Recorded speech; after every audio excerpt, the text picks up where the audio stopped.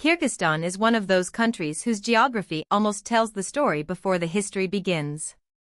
Officially called the Kyrgyz Republic, it sits in the eastern part of Central Asia, surrounded by land on every side. To the north is Kazakhstan, to the west Uzbekistan, to the south Tajikistan, and to the east and southeast China. But on the map, what stands out most is not the borders. It is the terrain. Kyrgyzstan lies among the Tian Shan and Pamir mountain systems, making it one of the most mountainous countries in the world. This rugged landscape has shaped how people moved, traded, fought, governed, and survived there for centuries. It helped preserve local traditions, but it also made state-building difficult. Kyrgyzstan is not simply a small country between larger neighbors. It is a highland crossroads where geography, empire, trade, and identity have constantly collided. The capital and largest city, Bishkek, sits in the north near the border with Kazakhstan. This location matters. While much of Kyrgyzstan is mountainous and difficult to cross, Bishkek lies in a more accessible region, close to routes connecting the country with the wider steppe and neighboring economies. Today, Kyrgyzstan has a population of more than 7.4 million people. Ethnic Kyrgyz form the majority, but the country is also home to significant Uzbek and Russian minorities, among others. That ethnic diversity reflects centuries of migration, empire, Soviet planning, and regional interaction. In the south, especially around the fertile Fergana Valley region shared with Uzbekistan and Tajikistan, communities are closely interwoven across borders. This makes Kyrgyzstan culturally rich, but it has also contributed to political and ethnic tensions, especially when economic pressure and weak institutions combine. Although Kyrgyzstan can seem geographically isolated because of its mountains, historically it was never cut off from the world. It stood along branches of the Silk Road and other commercial routes that linked East Asia, Central Asia, the Middle East, and Europe. Traders, pilgrims, soldiers, and nomads moved through the region, carrying goods, religions, technologies, and stories. Mountain passes could be dangerous, but they were also gateways. The same terrain that separated valleys also protected communities and created strategic corridors.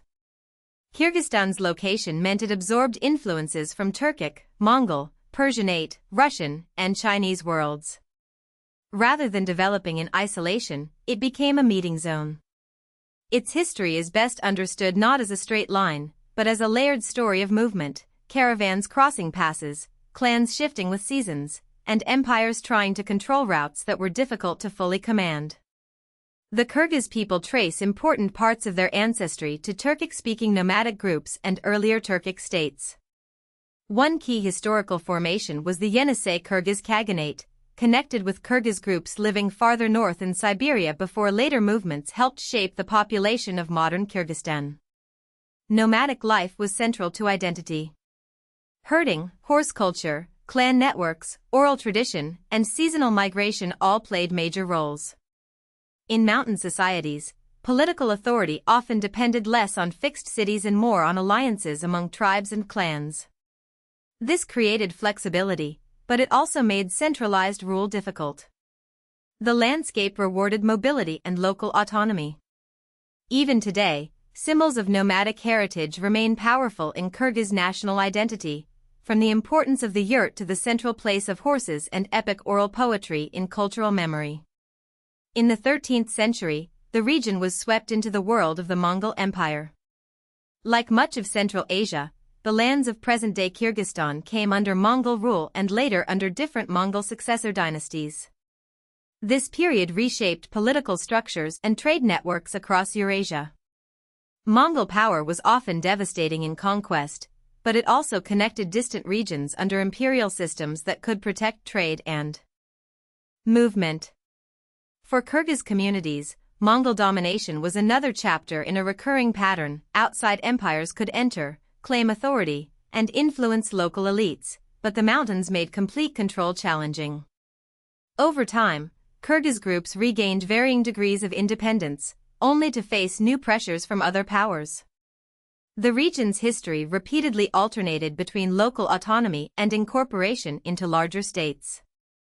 After the Mongol era, Kyrgyz communities faced pressure from the Dzungar Khanate, a powerful Oirat Mongol state that dominated parts of Inner Asia.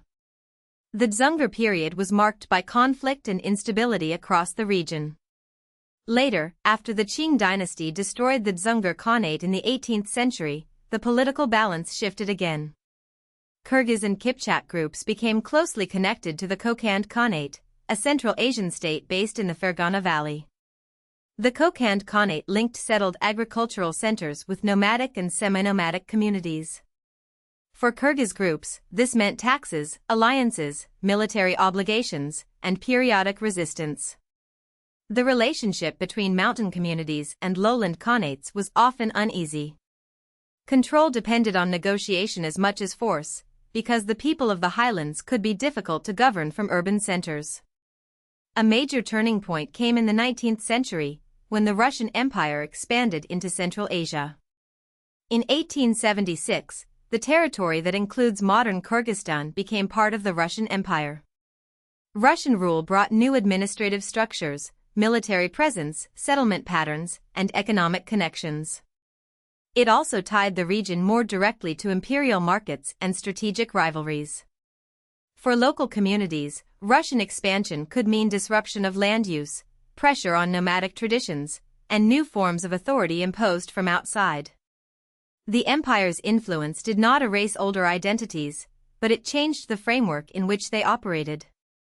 Kyrgyzstan's later Soviet experience cannot be understood without this earlier imperial incorporation. The Russian period began a deeper integration into a northern political and economic sphere that would shape the country for more than a century. After the Russian Revolution and the creation of the Soviet Union, Kyrgyzstan was reorganized within the Soviet nationality system. In 1936, the Kyrgyz Soviet Socialist Republic became a constituent republic of the USSR. This was a transformative era. Soviet rule promoted literacy, industrial development, urbanization, and new infrastructure, while also imposing centralized political control and reshaping society through collectivization and planned economics. Borders were drawn that turned complex ethnic and regional realities into formal republics. Bishkek, then known as Frunze, developed as an administrative and industrial center. Soviet modernization gave Kyrgyzstan institutions, education systems, and a defined republican identity, but it also created dependency on Moscow and suppressed political pluralism. Like many Soviet republics, Kyrgyzstan entered the late 20th century with both strengthened state structures and deep vulnerabilities. As the Soviet Union weakened under Mikhail Gorbachev's reforms, political openings appeared across the republics. In 1990, Askar Akayev, a pro-independence candidate and academic, was elected president. On August 31, 1991, Kyrgyzstan declared independence, shortly before the Soviet Union collapsed completely. Independence created enormous possibilities, but also immediate challenges. The country had to build sovereign institutions, manage borders, create economic policy, and define its place in the world almost overnight. Unlike resource-rich neighbors with stronger centralized systems, Kyrgyzstan faced a difficult transition with limited state capacity and a fragile economy. It became formally democratic, but democratic structures had to operate in a society shaped by Soviet bureaucracy, regional loyalties, clan networks, and economic hardship. Sovereignty was achieved quickly. Building a stable nation-state proved much harder.